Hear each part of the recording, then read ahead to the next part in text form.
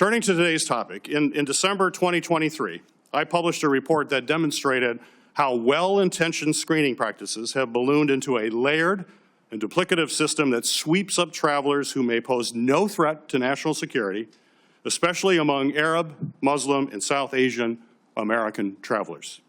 At that time, there were at least 22 different mechanisms that could lead a traveler to receive extra screening or be denied boarding. Americans must navigate this very complex system with no explanation of why their travel has been delayed or disrupted, and they have no real opportunity to fully redress what prompted additional screening in the first place. Congress doesn't even have a complete picture of the full scope of the system and the impact that it's had on everyday Americans.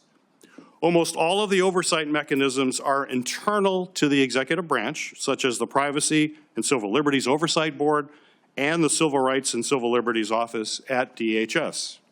Unfortunately, with the administration's attacks on oversight, these mechanisms have now been gutted, eliminating one of the few checks and balances that Americans can use to protect their rights in this process.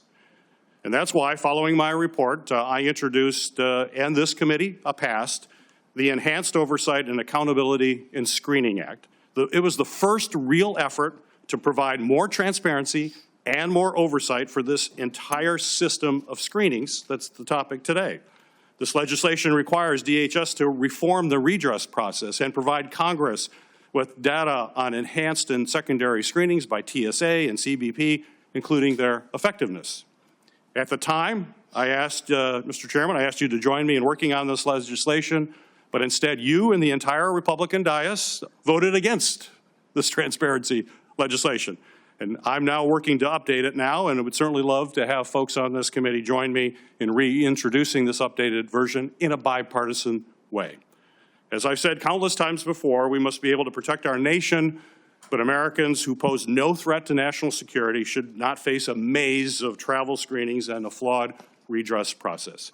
We must bring transparency and accountability to our travel screening practices so that we can ensure government is effectively protecting our national security while also protecting our civil rights and civil liberties of travelers.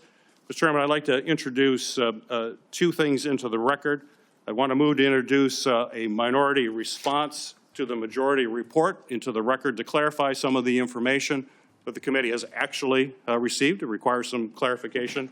I would also like to move to introduce my committee report from December 2023, identifying significant problems with the watch list and screening processes and calling for reforms that, again, passed this committee, but unfortunately received no Republican support for the reforms that we're going to be talking about here today.